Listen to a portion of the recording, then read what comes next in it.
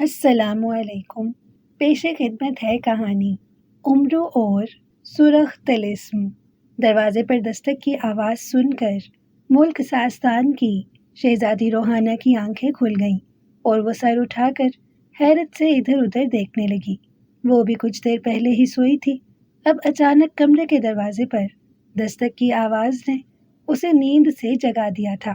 کمرے میں ایک مشعل جل رہی تھی جس کی مدھم روشنی سے صاف پتہ لگ رہا تھا کہ ابھی رات کا ہی وقت ہے۔ اس وقت کون آ گیا ہے؟ شہزادی روحانہ نے منہ بناتے ہوئے کہا۔ وہ چند لمحے دروازے کی جانب دیکھتی رہی، پھر جب دوبارہ دستک ہوئی تو وہ اٹھ کر بیٹھ گئی۔ کون ہے؟ آ جاؤ اندر، شہزادی روحانہ نے اونچی آواز میں کہا تو اسی وقت دروازہ کھلا اور ایک دربان اندر آ گیا۔ اس نے جھک کر نہایت مؤدبانہ انداز میں شہزادی روحانہ کو شاہی انداز میں سلام کیا۔ کیا بات ہے؟ کیوں آئے ہو؟ شہزادی روحانہ نے اسے تیز نظروں سے گھورتے ہوئے کہا۔ رات کے اس وقت جگانے پر شہزادی روحانہ کو بے حد غصہ آ رہا تھا۔ میں آپ کو آدھی رات کو جگانے پر معذرت چاہتا ہوں شہزادی صاحبہ، لیکن آپ سے ملنے بصرہ سے عمرو عیار آیا ہے۔ وہ ہر حال میں آپ سے ملنا چاہتا ہے۔ اس نے کہا ہے کہ آپ کی جان خطرے میں ہے اور اس کا آپ سے ملنا بے حد ضروری ہے۔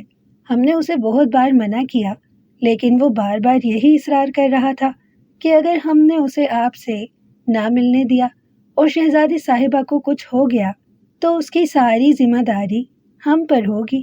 اس لیے مجبوراً مجھے آپ کے دروازے پر دستک دینی پڑی۔ دربان نے سہمے ہوئے لہجے میں کہا۔ عمرو عیار اس وقت یہاں کیا کر رہا ہے اور میری جان خطرے میں ہے؟ یہ اس سے کس نے کہہ دیا ہے؟ شہزادی روحانہ نے حیران ہوتے ہوئے کہا۔ معلوم نہیں شہزادی صاحبہ، وہ بے حد پریشان ہے اور جلد سے جلد آپ سے ملنے کی خواہش کر رہا ہے، دربان نے مؤدب لہجے میں کہا۔ ٹھیک ہے، بھیجو اسے، شہزادی روحانہ نے ایک طویل سانس لیتے ہوئے کہا تو دربان نے اسبات میں سر ہلایا اور اس نے ایک بار پھر شہزادی روحانہ کو شاہی انداز میں سلام کیا اور الٹے قدموں چلتا ہوا کمرے سے باہر نکل گیا۔ اس کے جانے کے بعد چند ہی لمحوں میں عمرو عیار کمرے میں داخل ہوا۔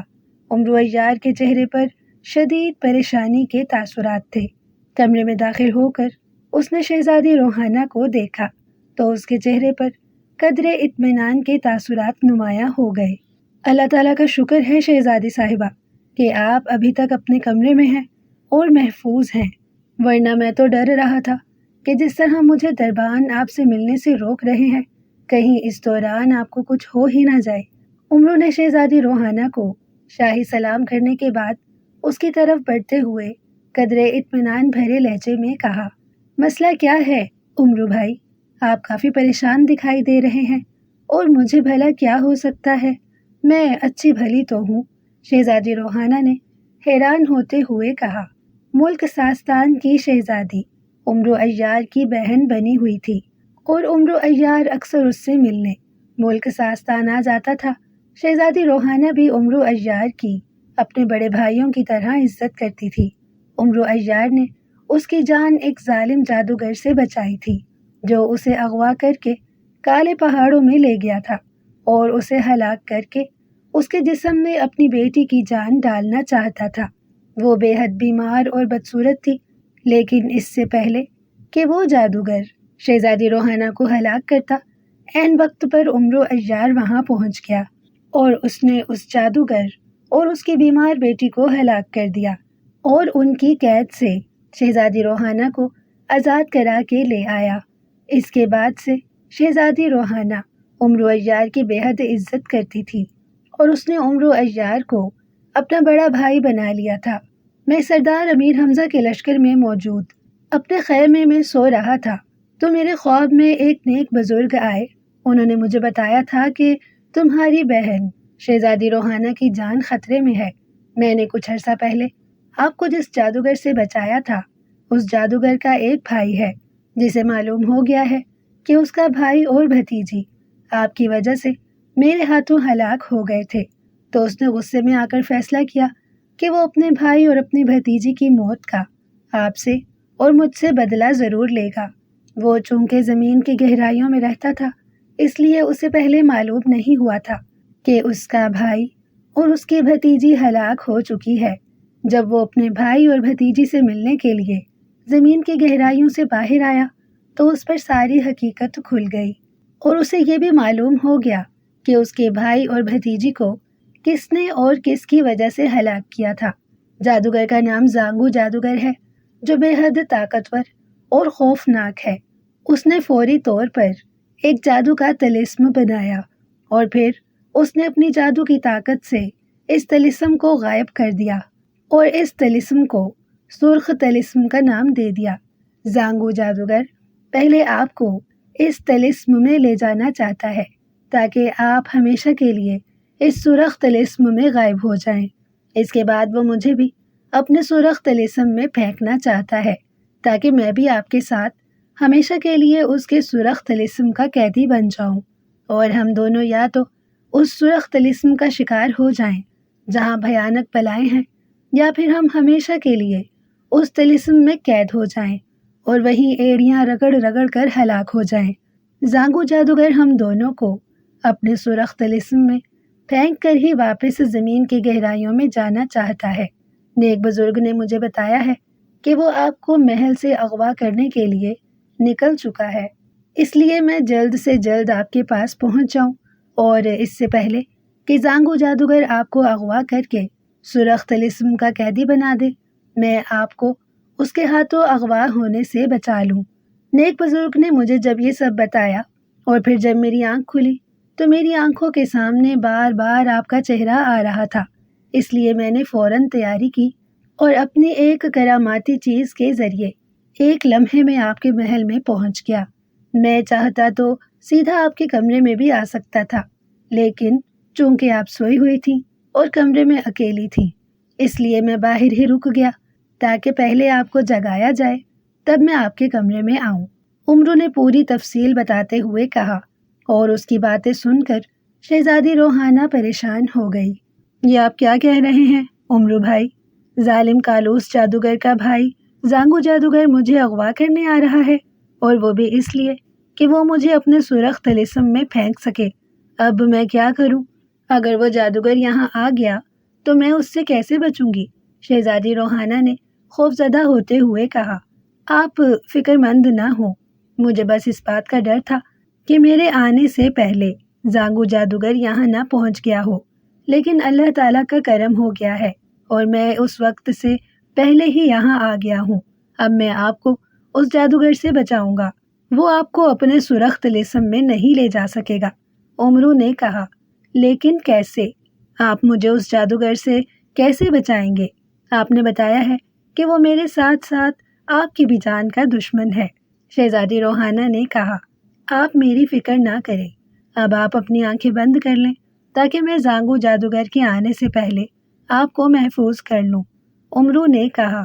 شہزادی روحانہ امرو کی جانب خوف اور الجھن بھری نظروں سے دیکھ رہی تھی، پھر اس نے امرو کے کہنے پر آنکھیں بند کر لیں تو امرو نے فوراً اپنی زنبیل کا منہ کھولا اور اس کا منہ شہزادی روحانہ کی جانب کر دیا۔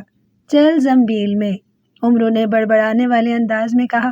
اسی لمحے شہزادی روحانہ کو ایک زوردار جھٹکا لگا اور وہ اچھل کر امرو عیار کی زنبیل میں آ گری۔ ایک لمحے کے لیے زنبیل بھاری ہوئی اور پھر ہلکی ہو گئی۔ شہزادی روحانہ کو زنبیل میں ڈال کر امرو مطمئن ہو گیا۔ ابھی امرو عیار نے شہزادی روحانہ کو زنبیل میں ڈالا ہی تھا کہ اچانک اس کے پیروں کے نیچے ایک زوردار دھماکہ ہوا۔ اس سے پہلے کہ امرو کچھ سمجھتا، اچانک اس کے پیروں سے دھواں سا نکلا اور امرو عیار اس دھوئیں میں چھپتا چلا گیا۔ چند لمحوں تک امرو اس دھوئیں میں گھرا رہا، پھر اچانک دھواں ہوا میں تحلیل ہو گیا، اور جب دھواں ختم ہوا تو امرو یہ دیکھ کر حیران رہ گیا کہ وہ شہزادی روحانہ کے شاہی کمرے کی بجائے ایک وادی میں کھڑا تھا جس کے چاروں طرف پہاڑیاں دکھائی دے رہی تھیں۔ کیا مطلب؟ میں یہاں کیسے آ گیا؟ اور یہ کون سی جگہ ہے؟ امرو نے حیران ہوتے ہوئے کہا۔ میں زانگو جادوگر ہوں امرو عیار، اور میں تمہیں اپنے سرخ طلسم میں لایا ہوں۔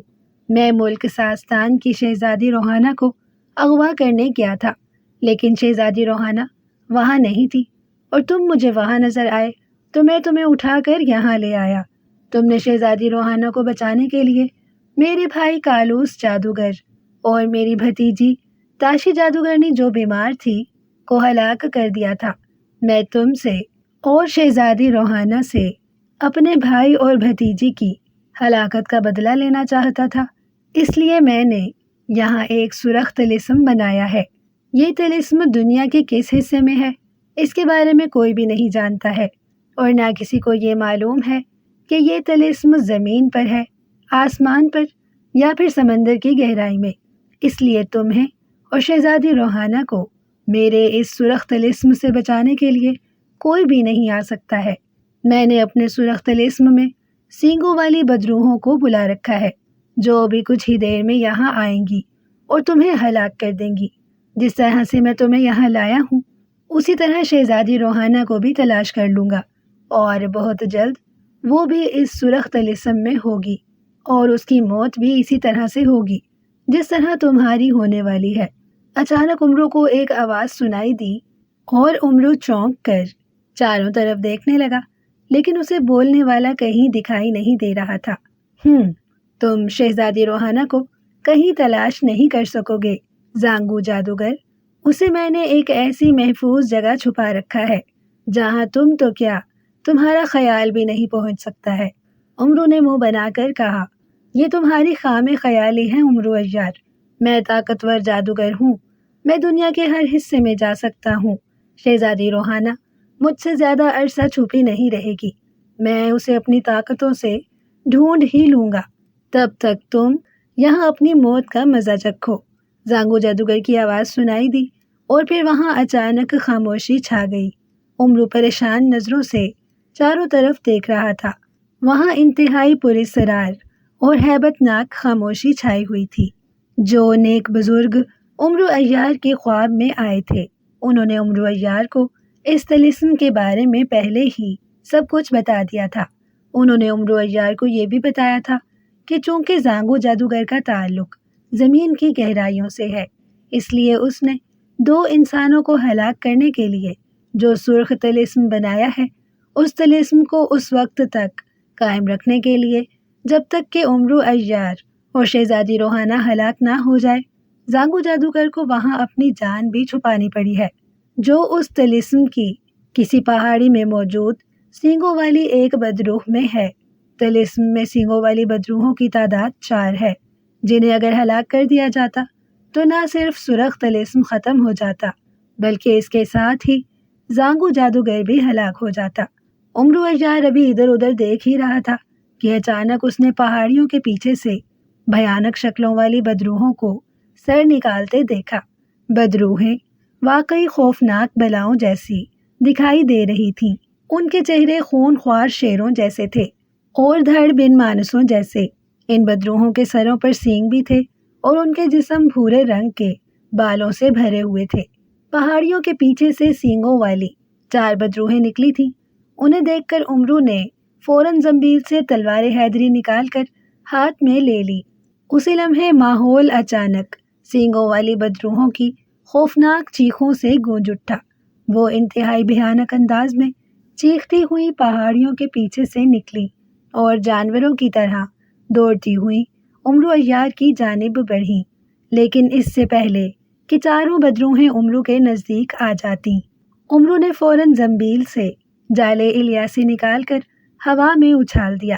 ہوا میں اچھلتے ہی جال الیاسی پھیل گیا اور جب جال نیچے گرا تو چاروں سینگوں والی بدروحیں جال میں پھنسی تڑپ رہی تھیں۔